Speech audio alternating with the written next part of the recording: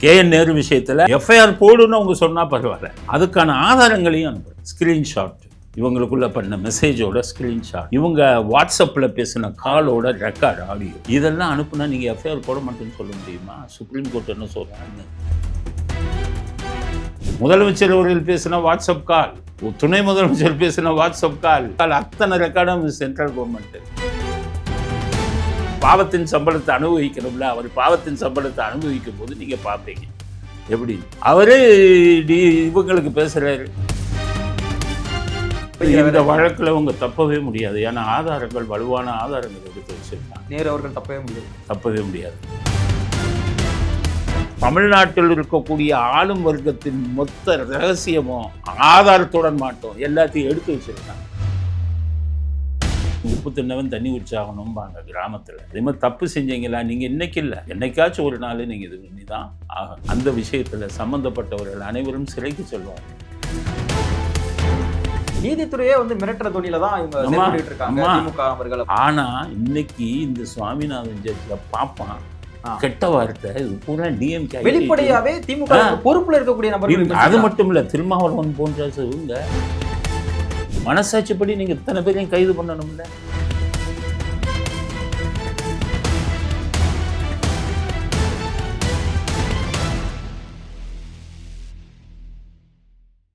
ஹாப்பியா, ஹெல்தியா, ஜாலியா ஒரு life. Lanco Harmonia Pavilion Senior Living Apartments at Sri Perambatoor, 2 BHK, just 49 lakhs. Call 7717273747. பேசு தமிழா பேசு நேயர்களுக்கு வணக்கம். இன்று நம்முடன் இணைந்திருக்கும் சிறப்பு விருந்தினர் முன்னாள் காவல்துறை அதிகாரியும் வழக்கறிஞருமான திரு வரதராஜன் அவர்கள். சார் வணக்கம் சார். ஓகே, சமீபத்தில் திருப்பரங்குன்ற விவகாரம் நாடு முழுக்க பெரிய பேசு பொருளாக இருக்கு. ஸோ இன்னைக்கு கூட அதனுடைய அந்த வழக்கு வந்திருக்கு நீதிமன்றத்தில். இதற்கு முன்னாள் தனி நீதிபதி GR சுவாமிநாதன் அவர்கள் ஒரு உத்தரவு பிறப்பிக்கிறாரு, தீபத்தூண்ல தீபம் ஏற்றலாம் அப்படின்னு. ஸோ இதை எதிர்த்து நிறைய திமுகவுடைய ஈகோ சிஸ்டமே வேலை செய்யுது அப்படின்னு சொல்லலாம். அவரை இம்பீச்மெண்ட் பண்ணணும் அப்படிங்கிற லெவலுக்கு போயிருக்காங்க. பாராளுமன்றத்தில் கிட்டத்தட்ட 100 எம்பிக்கள் மேல கையெழுத்திட்டு அதை ஓம் பிர்லா அவர்கள்ட்ட சமர்ப்பிச்சிருக்காங்க.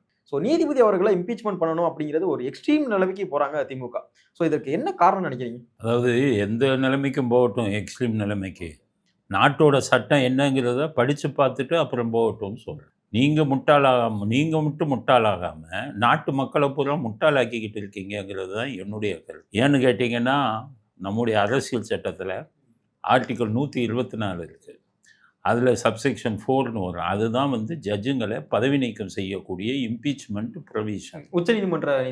உச்சநீதிமன்ற நீதிபதி, ஹைகோர்ட்டு நீதிபதி ரெண்டுமே அந்த ஆர்டிக்கலில் தான் வரும். அப்போ இவங்க 2 பேரை பதவி நீக்கம் செய்யக்கூடிய அதிகாரம் அங்கே தான் கொடுக்கப்பட்டிருக்கு. அது என்ன கொடுத்துருக்குங்கிறத நீங்கள் படித்து பாருங்கள். சும்மா போய் போராட்டம் பண்ணிங்கன்னா என்ன அர்த்தம்? இந்த நாட்டில் சட்டத்தின்படி தானே எல்லாம் நடக்க முடியும். அதில் என்ன சொல்லுது, ஒரு ஜட்ஜு மிஸ்கான்டாக்ட், ஒழுங்கீனமாக நடந்திருந்தா அதுதான் மிஸ்கான்டாக்ட். இன்கெப்பாசிட்டினா மனதளவுலேயோ உடலளவுலேயோ செயல்பட முடியாத அளவுக்கு அவர் பாதிக்கப்பட்டிருக்கு. 2க்கு தான் நீங்கள் கொடுக்கணும். ஓகே, வர்மாவுக்கு அந்த பணம் எரிஞ்சிச்ச ஜட்ஜு அதில் அவர் மேலே லஞ்சம் வாங்கியிருப்பாருங்கிற மிஸ்கான்டாக்ட் வருது. அதனால தான் அவருக்கு இப்போ கொண்டு வரணும்னு வராங்க. சாமிநாதனுக்கு நீங்கள் ஒரு தீர்ப்பு கொடுத்ததில் நீங்கள் மிஸ்கான்டாக்ட்னு எப்படி சொல்வீங்க? சரி, அவர் தீர்ப்பு சரியில்லைன்னு நீங்கள் ஃபீல் பண்ணீங்கன்னா அதுக்கு மேலே அப்பீல் தான் நீங்கள் பண்ண முடியுமே ஒழிய, தீர்ப்பில் உங்களுக்கு உடன்பாடு இல்லைன்னா அவரை பதவி நீக்கம் செய்ய சொன்னீங்கன்னா நீங்கள்லாம் எந்த உலகத்தில் இருக்கீங்க? படித்தீங்களா சட்டத்தை? அதுதான் நான் கேட்குறேன். எங்களுக்கெல்லாம் என்னது பண்ணால் முட்டாள்தனத்தை மட்டும் சகிக்க முடியாதுங்க. நம்ம எவ்வளோ படித்தவங்க இருக்கீங்க உங்கள் இதில் லீகல் விங்குன்னு எல்லாம் இருக்குல்ல, அதில் வழக்கறிஞர்லாம் இருக்காங்கல்ல, கபில் சிபலை போய் பிடிக்கலைங்கல்ல. இந்த மாதிரி ஆள்லாம் பிடிக்கும்போது உங்களுக்கும் அடிப்படை சட்டம் தெரியணும், இல்லைன்னா அவங்களாச்சும் உங்களுக்கு ஆலோசனை சொல்லணும். சரி, அப்போ இது இந்த பிரச்சனைக்கு நீங்கள் இதை கொண்டு வர முடியாது, தீர்ப்பு கொடுத்ததுக்கு நீங்கள் கொண்டு வர முடியாது. அதுதான் ஆர்டிக்கல் 124 சொல்கிறது. சரி, அதுக்கு அடுத்தது நீங்கள் வருவோம். சரி, அப்படியே நீங்கள் பண்ணீங்கன்னா அதுக்கு அடுத்த விஷயம் நோட்டீஸ் கொடுக்கணும். அந்த நோட்டீஸில் மினிமம் 100 பேர் கையெழுத்து போடணும். இவங்க என்ன பண்ணியிருக்காங்க, நோட்டீஸை ரெடி பண்ணி 120 பேரை கையெழுத்து போடணும். இந்த 120 பேரை கையெழுத்து போட்டதுக்கப்புறம் லோக்சபா ஸ்பீக்கர்கிட்ட போய் கொடுக்குறாங்க. இதுக்கு அடுத்தது என்னென்ன இருக்குங்கிறத இவங்க யாருக்குமே தெரியல. ஏன் தெரியலங்கிறதுனா அவங்க நடந்து கொள்ளக்கூடியவங்க. நீங்கள் போய் கொடுத்தீங்கன்னா லோக்சபா ஸ்பீக்கரை அதை ஒத்துக்கணும். ஓம் பிர்லா அவர்கள் அதை படித்து பார்த்துட்டு இது கரெக்டுன்னு ஒத்துக்கணும். ஆரம்பத்திலே தூக்கி போட்டுருவார். என்னடா தீர்ப்பு கொடுத்ததுக்கு போய் பதவி நீக்கம் கொடுக்குறாங்கன்னு. மிஸ்கான்டாக்ட் இருக்கணுமே. தீர்ப்பில் வந்து கருத்து வேறுபாடு மாற்று கருத்து இருந்தால் அப்பீல் தானே பண்ணணும் அப்படின்னு சொல்லி அவர் தூக்கி போட்டுள்ளார். முடிஞ்சு போச்சா? சரி, அவர் லோக்சபா ஸ்பீக்கரை செயல் கொடுத்துட்டாங்க அப்படின்னு நினைச்சா 3 நபர் கொண்ட கமிட்டி அமைக்கணும். அவர் ஓகே, அந்த 3 நபர் கொண்ட கமிட்டி விசாரிக்கணும். அந்த 3 நபர் கமிட்டி வந்துக்கிட்டு விசாரித்து இதில் ஒழுங்கீனங்கள் நடந்ததுன்னு நிரூபிக்கப்பட்டால் அதுக்கப்புறம் தான் அவங்க லோக்சபா ஸ்பீக்கர்கிட்ட வந்து ரிப்போர்ட்டை கொடுப்பாங்க. அதுக்கப்புறம் தான் லோக்சபா ஸ்பீக்கரும் ஓட்டெடுப்புக்கு அனுப்பணும். இந்த 3 நபர் கொண்ட கமிட்டி நீங்கள் 120 பேர் கையெழுத்து போட்டதுனால 3 நபர் கொண்ட கமிட்டி உங்களை ஒத்துக்குவாங்கன்னு அர்த்தம் இல்லை. அவங்க உண்மையை பார்த்து தான் ஒத்துக்குவாங்க. சட்டம் படித்தவங்க யாராச்சும் அந்த 3 நபர் கமிட்டியில் இருந்திருந்தால் இது ஒரு தீர்ப்பு, அந்த தீர்ப்பு தவறானதுன்னு இவங்க ஃபீல் பண்ணுறாங்க 120 எம்பிக்கள். தவறானதுன்னா அவங்க அப்பீலுக்கு தான் போயிருக்கணும் மொழியே இந்த மாதிரி பதவி நீக்கத்துக்கு வரக்கூடாதுன்னு தான் படித்த மூளையுள்ள நபர்கள் யாருமே எழுதுவாங்க. உங்களில் யாருக்கு அந்த அளவுக்கு இது இல்லைனாலுமே 3 நபர் கொண்ட கமிட்டி வைக்கிறாள், அவனுக்கு விவரம் தெரியும், ஓரளவு சட்டம் தெரிஞ்சவங்களை தான் அங்கே வைப்பாங்க. சரி, அதை காமிச்சு 3 நபர் கமிட்டியும் ஆக்ஷன் எடுக்கலான்னு சொல்லிடுறான்னு வைங்க, அதுக்கப்புறம் ஓட்டெடுப்புக்கு விடும். இவங்களை நீக்கக்கூடிய அதிகாரம் ஜனாதிபதிக்கு தான் இருக்குது. ஆமாம். ஆனால் ஜனாதிபதி வந்து உங்களுடைய பார்லிமெண்ட்டினுடைய கருத்தை கேட்டு தான் பண்ணணும். பார்லிமெண்ட்டுடைய கன்சென்ட் வாங்கணும், அனுமதி. அப்போ பார்லிமெண்ட்டில் நீங்கள் ஓட்டுக்கு விடணும். ஓட்டுக்கு விட்டால் என்ன பண்ணணும்? 2 பங்கு எம்பிக்கள் ஓட்டு போடணும். இது சாத்தியமா? பெரும்பான்மை அவங்கள்ட்ட கிடையாது. பாஜகக்கே இல்லையா? 3 பங்கு. இவங்க 233 234. பாஜகவை வந்து எல்லா கட்சி இவங்களை சேர்த்தாலும் தான் மெஜாரிட்டியே வருது. 2 பங்கு மெஜாரிட்டி வேணும்னா 400 எம்பியை தாண்டணும். ஓகே, 400 எம்பி உங்கள் யார்ட்டையாவது இருக்கா? அப்போ இம்பீச்மெண்ட்டுங்கிறது வந்து சாத்தியமா? அப்போ நீங்கள் ஊரை ஏமாத்துற வேலை தானே. ஓகே, அப்போ இந்த விவகாரம் அப்படிங்கிறது திமுகவுக்கு தெரிஞ்சிருக்கு. அப்போ நீதிபதியை ஒரு மிரட்டல் தோணிக்காக இந்த மாதிரியான விஷயங்களை யூஸ் பண்ணியிருக்கலாமோ? தெரிஞ்சிருக்குன்னு இல்லை, திமுக தலைவர்கள் ஒருத்தனுக்கும் தெரியாது. நான் சொல்கிறது தப்பாக நினைக்காதீங்க. அவங்க வக்கீலருக்கு தெரியுது, திமுக தலைவர் ஒருத்தருக்கும் தெரியாது, இன்க்ளூடிங் முதலமைச்சரையும் தெரியாது. இப்படியெல்லாம் இருக்குன்னு. அப்போ எதுவும் நடக்காது. இப்போ வர்மாவுக்கே பிரச்சனை. வர்மா அந்த நோட்டு எரிஞ்சதை அவருக்கே 400 எம்பிக்கு மேலே இருக்கணும். அதனால தான் பிஜேபி என்ன பண்ணாங்க, காங்கிரஸோட சப்போர்ட்டுன்னு கேட்டாங்க. காங்கிரஸ் ஒத்துக்கிட்டு கையெழுத்து போட்டாங்க. இப்போ காங்கிரஸ் பிஜேபி சேர்ந்தா 400 2/3 தாண்டும். அந்த நீதிபதி வர்மா ரூபா நோட்டு எரிஞ்சதை அவரை நீங்கள் பதவி விலக முடியும், பதவி நீக்கம் செய்ய முடியும். அவருக்கு ஏன் பதவி நீக்கம் செய்ய முடியும்னா சுப்ரீம் கோர்ட்டே அனுமதி கொடுத்துட்டாங்க, இவர் மேலே நடவடிக்கை எடுக்கட்டாங்க. எதிர்கட்சியும் சேர்ந்துட்டாங்க, ஆளுங்கட்சியும் சேர்ந்துட்டாங்க. அப்போ 400க்கு மேலே வந்து சாத்தியம்.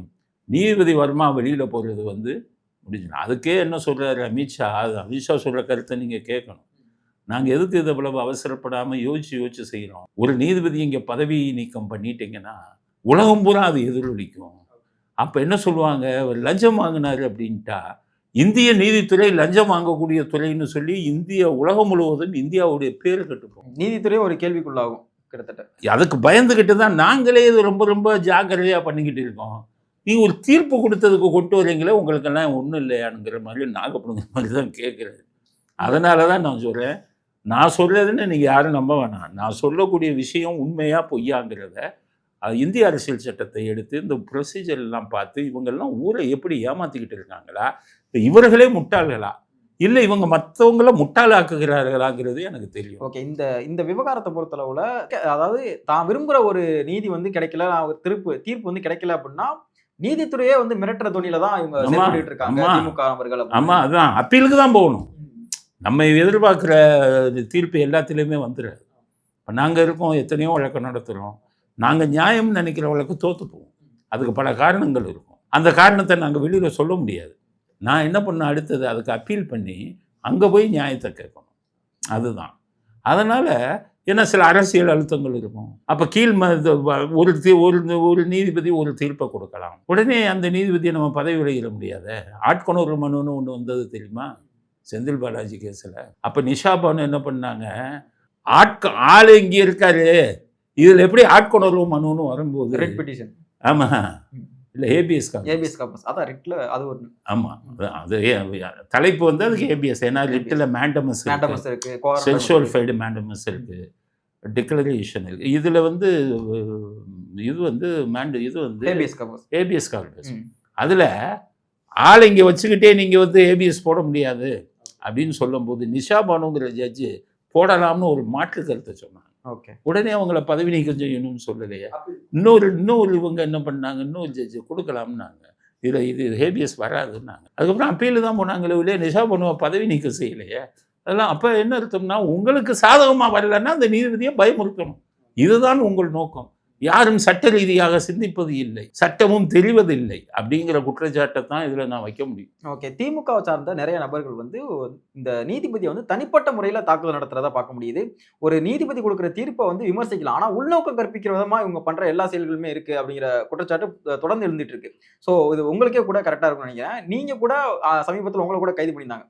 ஸோ இந்த கரூர் விவகாரத்தில் யாரெல்லாம் அவங்களுக்கு எதிராக வந்து விமர்சிக்கிறாங்களோ அவங்க எல்லாம் கைது பண்ணாங்க. ஆனால் இன்னைக்கு ஒரு நீதிபதியாவே இவங்க வந்து விமர்சித்து எழுதிட்டு இருக்காங்க.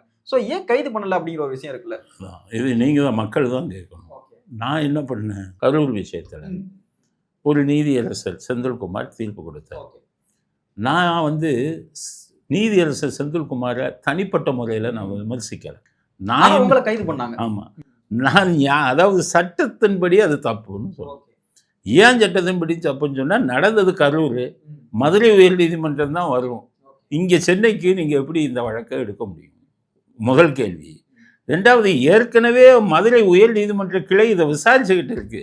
அப்போ தனி நீதிபதி இதை எப்படி விசாரிக்க முடியும்? இதை மாதிரி நான் 3 பட்டியலிட்டு காமிச்சேன். இதுக்கு வந்து என்னை வந்து அரெஸ்ட் பண்ணாங்க. என்னை அரெஸ்ட் பண்ண 3 நாள் கழித்து உச்ச நீதிமன்றம் நான் சொன்ன அத்தனையும் உச்ச நீதிமன்றம் சொல்லி சிபிஐக்கு அனுப்புனாங்க. சிபிஐக்கு எப்போ அனுப்புனாங்க? நான் சொன்ன அத்தனை கருத்துக்கள் என்ன, அது என்னுடைய கருத்துக்கள் அல்ல, சட்டத்தின் கருத்துக்கள். நான் சொன்னது என்னுடைய சொந்த கருத்தை சொல்ல முடியாது. நீங்கள் சட்டத்தின் கருத்துக்களை நான் சொன்னேன்.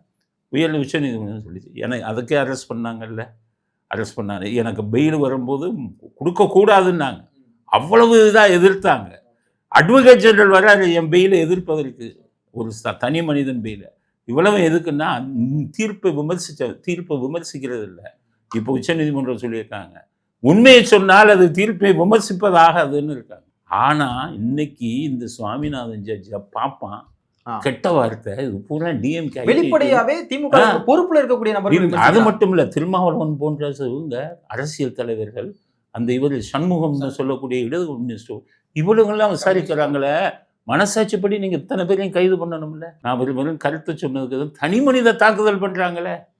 அப்படி இருக்கும்போது பொதுமக்கள் நீங்கள் முடிவு பண்ணுங்கிறத இந்த சேனல் மூலமாக நான் கேட்குறது. நீங்கள் முடிவு பண்ணுங்கள், இது நியாயமா? இது உண்மையை சொன்ன எனக்கு வந்து எவ்வளவு தொந்தரவு கொடுத்தாங்க. இன்னைக்கு அதை வந்து எல்லை மீறி போகிறாங்களே. இவர்களுக்கு யார் தண்டனை கொடுப்பது? இவர்களெல்லாம் யார் ஜெயிலுக்கு அனுப்புறது?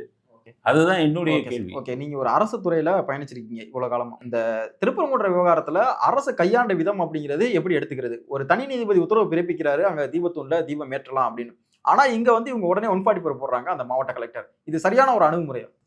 மோசமான அணுகுமுறை. அதாவது காவல்துறை அதிகாரிகள் வந்து தன்னிச்சையாக செயல்படணும். தன்னிச்சைனா சட்டத்துக்கு உட்பட்டு செயல்படணும். நீங்கள் வந்து மேலே இருக்கிற அரசியல்வாதிகள் தங்களுடைய அரசியலுக்காக தங்களுக்கு சாதகமான விஷயங்களை செய்ய சொல்லுவாங்க, அதை நீங்கள் செய்யக்கூடாது. இவர் இந்திரா காந்தியை 1976 இந்திரா காந்தி தோத்துட்டாங்க. 1977 இந்திரா காந்தியை கைது செய்ய சொன்னார் அப்போ இருந்த மொரார்ஜி தேசாய் பிரதமர். அப்போ இருந்தவர் நம்ம தமிழ்நாட்டு கேரளரை சேர்ந்தவர் லட்சுமி நாராயணன் சிபிஐ டைரக்டராக இருந்தார். அப்போ அவங்க கைது பண்ணுங்கும்போது லட்சுமி நாராயணன் முடியாது, காரணம் இல்லாமல் என்னால் யாரையும் கைது பண்ண முடியாதுன்னு சொன்னார். அப்படி இருந்தது காவல்துறை. அவர் ஒரு ஐபிஎஸ், அவர் கேரளாவை சேர்ந்தவர், ஆனால் தமிழ்நாடு கேடர். அந்த மாதிரி எல்லாம் இருந்தவங்க இருக்காங்க இதில் போலீஸில். உடனே மேலும் இவங்க சொல்லிட்டாங்கன்னா 114 தடை உத்தரவு போட்டுருவீங்களா? உயர்நீதிமன்றம் சொன்னதுக்கு அப்புறமும் எல்லாம் கேட்குறாங்க, மத்திய போலீஸை கூட்டிகிட்டு வர்றதுக்கு உங்களுக்கு என்ன ரைட் இருக்குங்கிறாங்க. என்னையா மத்திய போலீஸுக்குன்னா, மத்திய போலீஸ் ஹைகோர்ட்டுக்கு எல்லா ரைட்ஸும் உண்டு. எங்கள் சென்னை உயர் நீதிமன்றத்தில் பாதுகாப்புக்கு நம்ம போலீஸை போடல, சிஎஸ்எஃப் தான் போட்டிருக்காங்க. அப்போ அந்த அதிகாரம் எங்கிருந்து வந்தது? அவர் உயர் நீதிமன்ற தலைமை நீதிபதியாக இருந்தவர் தான் அந்த அவங்கள இது பண்ணார். அப்போ இங்கே மட்டும் எடுத்தாங்கல்ல மத்திய, அவங்களுக்கு அதிகாரம் இருக்குது, அதனால் எடுக்கிறாங்க. அப்போ இது பண்ணி அதனால் இவங்க கேட்குறது என்னென்னா, இதுக்கு டைம் இருக்கு அப்பீலுக்கு இல்ல. ஜுடிஷியரியாவே இவங்க இந்த மீறினது அப்படிங்கிறது ஜுடிஷியரியாவே வந்து இவங்க கேள்வி கேட்கற விதமா இருக்குல்ல. நீங்க கட்டம்ட்ட நான் பேஸ் பண்ணிக்கிறேன் அப்படிங்கிற ரீதியில தானே இருக்கு. நாங்க 144 தடை போடுவோம் அப்படின்னா ஜுடிஷியரியை எதிர்த்து இவங்க கேள்வி கேட்கற மாதிரி இருக்கு. அந்த அதான் இப்போ இருக்கக்கூடிய ஐஏஎஸ் ஐபிஎஸ் அதிகாரிகள் எல்லாம் தரம் குறைஞ்சு போயிட்டாங்க. ஓகே, யாரும் மனசாட்சிப்படியோ சட்டப்படியோ செய்யறதில்லை. நீங்க இவங்க என்ன நினைக்கிறாங்கன்னா, இன்னைக்கு ஆளும் கட்சி யாரு, அவங்க காலில் விழுந்து நல்ல பதவியை வாங்கிட்டு போயிடணுங்கிற மனப்பான்மை வந்துருச்சு ஒழிய ஒரு இது வச்சா நான் இப்படி தான் இருப்பேன், இல்லைன்னா என்னை பதவி விட்டு தூக்கிக்கன்னு சொன்ன அதிகாரிகள்லாம் நாங்கள் நிறைய பார்த்துருக்கோம். பிபி ரங்கசாமின்னு இருந்தார் டிஜிபி. கருணாநிதி அவர்கள் சிஎம் ஒரு விஷயத்த சொல்கிறாரு, நோ சார் அதை செய்ய முடியாதுன்னு சொன்னார். நீங்கள் நீ தூக்கிக்கங்கன்ட்டார். அவரை உடனே மாற்றினாங்க.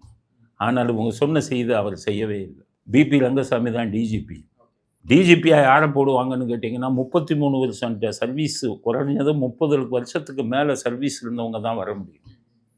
அதுலேயும் டைரக்ட் ஐபிஎஸ் தான் வர முடியும். காவல்துறையிலையும் சரி, இதுலேயும் ரெவென்யூலேயும் சரி 2 இருக்குது. Direct IAS, conferred IAS. Direct IPS, conferred IPS. நல்ல இது தெரிஞ்சவங்களாக இருந்தால், நிர்வாகம் தெரிஞ்சவங்களாக இருக்கிற அரசியல்வாதியாக இருந்தால் டிஜிபியாக வந்து நீங்கள் டைரக்ட் ஐபிஎஸ் தான் போட முடியும். அவங்க தான் வருவாங்க சீனியாரிட்டி படி. நல்ல விவரம் தெரிஞ்சவங்க அங்கே இருந்தால் ஹோம் செக்ரட்டரியா டைரக்ட் ஐஏஎஸ் தான் போடும். அதுலேயே நீங்கள் கண்டுபிடிச்சிக்கலாம் இவங்களுக்கு நிர்வாகம் தெரியுமா தெரியாது. இன்னைக்கு இதுலேயே ஒரு குழப்பம் இதில் நிறையா இருக்குது. இதுக்கு இப்போ வர டிஜிபி ஏற்கனவே வெங்கட்ராமன் இருந்தார். அதுக்கு வரேன். அன்னைக்கு இந்த பிரச்சனை வந்தது 89 டு 91 கருணாநிதி. இது இங்கே வந்து டைரக்ட் ஐபிஎஸ் ஆன பிபி ரங்கசாமியை போடுறாரு. அங்கே வந்து ஹோம் செக்ரட்டரிக்கு கன்ஃபர்ட் ஐஏஎஸ் நாகராஜனை போடுறாரு. அவங்க ஒபே பண்ண மாட்டாங்க. கன்ஃபர்ட் ஐஏஎஸ், டைரக்ட் ஐஏஎஸ்க்கெல்லாம் இது இருக்குது, இது பார்ப்பாங்க, கேடர் பார்ப்பாங்க. இல்லை கிளாஷ் இல்லை, நம்ம டைரக்டாக படிச்சுட்டு வந்தவங்க இவங்க 10 வருஷம் கழிச்சு தான் அவங்க ஐஏஎஸ் வாங்குவாங்க, 10 வருஷம் கழிச்சு தான் ஐபிஎஸ் வாங்குவாங்க. இவர் வந்து நாகராஜன் கூப்பிட்டாரு பிபிஆர், நோ நான் வர முடியாது, யுவர் கன்ஃபர்ட் ஐஏஎஸ் ஆமாம் டைரக்ட் ஐபிஎஸ்ன்னு. அப்போ அன்னைக்கு அந்த பிரச்சனை வந்ததுக்கு அப்புறம் தான் இவரை தூக்குனாங்க. அவர் கேட்ட கேள்வி ரைட்டு, நீங்கள் போஸ்டிங் போட்டது தப்பு. இன்னைக்கு நீங்கள் சொல்கிறீங்களே இது மாதிரி அநியாயம் எங்கேயுமே இல்லைங்க. நீங்கள் ஒரு ஐபிஎஸ் அதிகாரியாக இருந்தால் தாங்க தெரியும். ஒரு ஐபிஎஸ் அதிகாரியாக 21 வயசுலேருந்து 24 வயசுக்குள்ளே டைரெக்டாக ஐபிஎஸ் வர்றவங்க வருவாங்க. அவங்களுடைய லட்சியம் கனவு வந்து ஒரு நாளாச்சும் டிஜிபி ஆகணும். ஒவ்வொரு ஐபிஎஸ் அதிகாரியின் கனவு ஒரு நாளாச்சும் டிஜிபி ஆகணும் அப்படின்னா அப்போ எவ்வளவு கனவோடு வந்திருப்பாங்க. அவங்க சீனியாரிட்டி படி தானே நீங்கள் டிஜிபியை போகணும். உச்சநீதிமன்றம் என்ன சொல்லுது, 3 பேர் வச்சுக்கோங்க, 3 சீனியர், அதுக்குள்ளே யாராச்சும் ஒரு ஆள் போடுங்கன்னு தானே சொல்கிறாங்க. அவங்களுக்கு வந்து வந்துருச்சுன்னு உடனே யூபிஎஸ்சி, மத்திய இவங்க இருக்காங்களே மத்திய அரசாங்கத்தின் யூபிஎஸ்சி இவங்க 3 பேரையும் ஃபிட்டுன்னு சொல்லி அனுப்புகிறாங்க. இவங்களை வாங்கி வச்சுக்கிட்டு 3 பேருக்கு சார்ஜை கொடுத்து இவங்க மேலே குற்றச்சாட்டு இருக்குன்ட்டு 8வது ஆளை கொண்டு போய் போடுறீங்க. இப்போ அபய்குமார் சிங் வந்திருக்காருன்னு நினைக்கிறேன் டிஜிபியா. என்ன காரணம் இப்படி பொறுப்பு டிஜிபியா நியமிக்கிறது? இல்லை, பொறுப்பு டிஜிபியா வந்த வெங்கட்ராமன் வந்து கரெக்டாக இல்லை அதெல்லாம் கிடையாது. அவர் கரெக்டான அதிகாரி. ஓகே. கேஎன் நேரு விஷயத்தில் அவரை வந்து எஃப்ஐஆர் போட சொல்கிறாங்க. யார் போட சொல்கிறா? அமலாக்கத்துறை. எஃப்ஐஆர் போடுன்னு அவங்க சொன்னால் பரவாயில்ல, அதுக்கான ஆதாரங்களையும் அனுப்புகிறாங்க.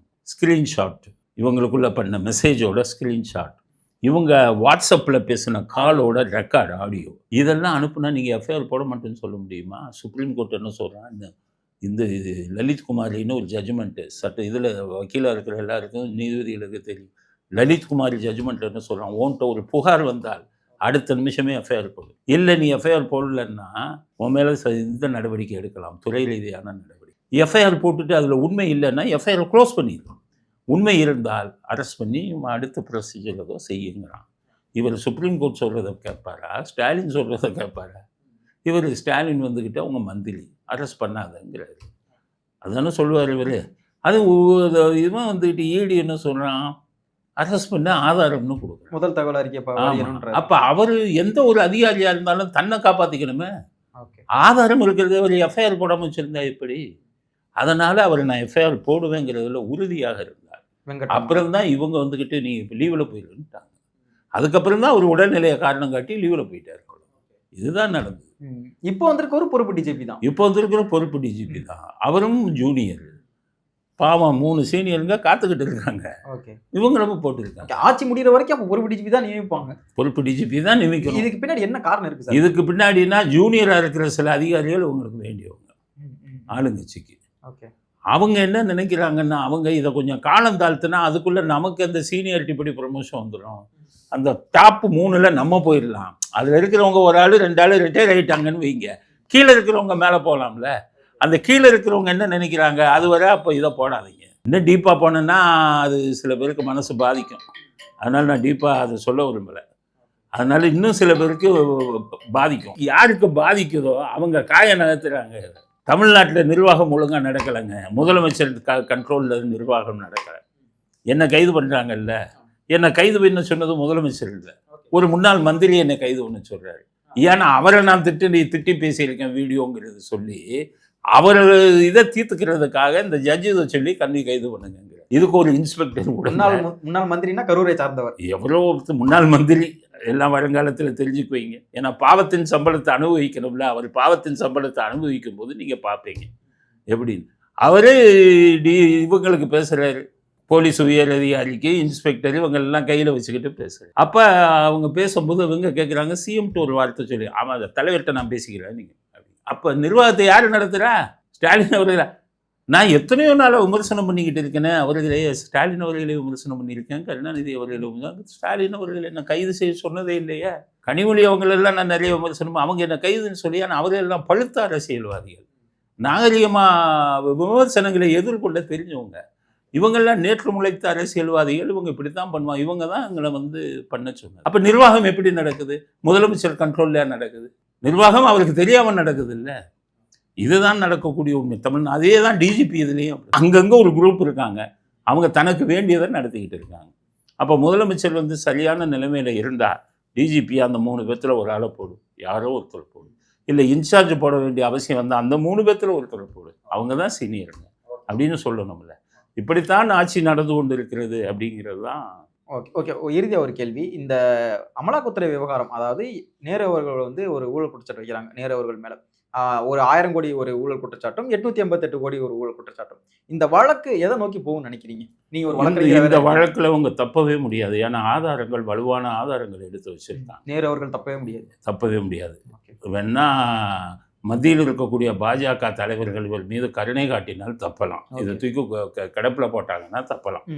அதனால இதுல அவர் தப்பவே முடியாது. நிறைய பேர் என்ன சொல்றாங்கன்னா நேரு அவர்கள் கைதாக கூட வாய்ப்பு இருக்கு அப்படிங்கிற மாதிரி. கைதாக கூட வாய்ப்புனா எஃப்ஐஆர் போட்டாங்கன்னு வச்சுக்கோங்க. எதுக்கு எஃப்ஐஆர் இவங்களை போட சொல்கிறாங்க? எஃப்ஐஆர் இருந்தால் அமலாக்கத்தில் உள்ள கைது பண்ணாங்க. ஓகே, அதுக்கு தான் இப்போ கேட்குறாங்க எஃப்ஐஆர் போடு. அவங்களுக்கு இது வராது. எஃப்ஐஆர் பெண்டிங் இல்லாமல் இருந்தால் அமலாக்கத்தில் உள்ள கைது பண்ண முடியாது. அதுக்கு தான் கேட்குறாங்க, கைது பண்ணுறதுக்காகத்தான் எஃப்ஐஆர் போடுங்கிறாங்க. ஓகே, ஒருவேளை எஃப்ஐஆர் போட்டால் கைதாக வாய்ப்பு இருக்குது உறுதியாக? நிச்சயமாக. அதில் இன்னும் ஒரு வேடிக்கை என்னென்னா, நம்ம அரசியல்வாதிகள் நம்ம இவங்கெல்லாம் ரொம்ப நாளாக வாட்ஸ்அப்பில் பேசுமா, நீங்கள் ஃபோனில் பேசுனீங்கன்னா நீ வாட்ஸ்அப்பில் வா. அது என்ன முட்டாள்தனம்னா, வாட்ஸ்அப்பில் பேசுனா யாரும் ரெக்கார்ட் பண்ண முடியாது. எப்போவோ மத்திய அரசாங்கத்திட்ட அந்த இது வந்துருச்சு. அதனால் உங்கள் மொபைல் ஃபோனு, எந்த மொபைல் ஃபோனு வேணுனாலும் அவங்க எப்போ வேணாலும் இது பண்ணலாம், ரெக்கார்ட் பண்ணலாம். நம்ம நெட்வொர்க் இருக்குது பாருங்கள், ஜியோ, நம்ம எல்டிவி, நம்ம ஏர்டெல், இதில் ரெக்கார்ட் பண்ண முடியாது வாட்ஸ்அப்புக்கான. ஆனால் அதுக்கு எப்போவோ ஏதோ கொண்டு இவங்க வச்சுட்டாங்க. வாட்ஸ்அப் காலும் சரி, வாட்ஸ்அப் மெசேஜும் சரி, எல்லாத்தையும் கொஞ்சம் நேரத்தில் எடுத்துருவாங்க மத்திய அரசாங்கம். இப்போ எல்லாம் வாட்ஸ்அப்பில் பேசி மாட்டிக்கிட்டாங்க. இந்த வாட்ஸ்அப்பில் பேசுகிற அத்தனை ரெக்கார்டிங் எடுத்து போட்டாங்க. இன்னொன்று உங்களுக்கு ரகசியத்தை சொல்கிறேன். முதலமைச்சர் அவர்கள் பேசின வாட்ஸ்அப் கால், துணை முதலமைச்சர் பேசின வாட்ஸ்அப் கால், அத்தனை ரெக்கார்டும் சென்ட்ரல் கவர்மெண்ட். அதனால் இப்போ அவங்க பிடிச்சாங்கன்னா தமிழ்நாட்டில் இருக்கக்கூடிய ஆளும் வர்க்கத்தின் மொத்த ரகசியமும் ஆதாரத்துடன் மாட்டோம் எல்லாத்தையும் எடுத்து வச்சுருக்காங்க. எலெக்ஷனுக்கு முன்னாடி அவங்க நடைமுறைப்படுத்திடுவாங்கங்கிற மாதிரி ஒரு செய்தி வருது. ஆனால் எலெக்ஷன் வருதுன்னு விட்டாலும் எலெக்ஷன் முடிஞ்ச உடனே இவங்கெல்லாம் மாட்டுவது ஒரு. ஓகே, இப்போ இந்த தேர்தல் இப்போ இருக்கக்கூடிய அதிகாரிகள் எல்லாருமே இவங்களுக்கு கீழே தான் இருக்காங்க. ஸோ ஒருவேளை கோட் ஆஃப் கண்டக்ட் வருது அப்படின்னா அன்னைக்கு ஆளும் வர்க்கத்திட்ட அதிகாரம் இருக்காதுல்ல. ஸோ அன்னைக்கு எல்லாமே தேர்தல் கமிஷன்ட்டையும் மத்திய அரசாங்கம் தான் இருக்கும். ஸோ அன்னைக்கு இவர் மேலே எஃப்ஐஆர் போடுறதுக்கான வாய்ப்புகள் இருக்கா? தேர்தல் சமயம் இல்லை, மெஜாரிட்டி முடிவுகளை எடுக்க மாட்டாங்க. தேர்தல் கமிஷன் இருக்கும்போது எந்த முடிவுகளை, கொள்கை பெரிய முடிவுகளை எடுக்க மாட்டாங்க. அது ஒரு தற்காலிக இதுவாக தான் இருக்கும். எலெக்ஷன் ஆரம்பிச்சுட்டா தள்ளி போவோம் அரெஸ்ட்டு. ஆனால் அவங்க மத்திய அரசாங்கம் நினச்சா பண்ணலாம். ஏன்னா மத்திய அரசாங்கம் தற்காலிக இதில் இருக்காங்கல்ல. இப்போ கோட் ஆஃப் கான்டக்டில் இருக்கிற அதிகாரிகளுக்கு நீங்கள் இதை செய்யுங்கன்னா அவங்க செஞ்சுருவாங்க. ஏன்னா அவங்க அப்போ எலெக்ஷன் கமிஷன் இதில் தானே இருக்காங்க.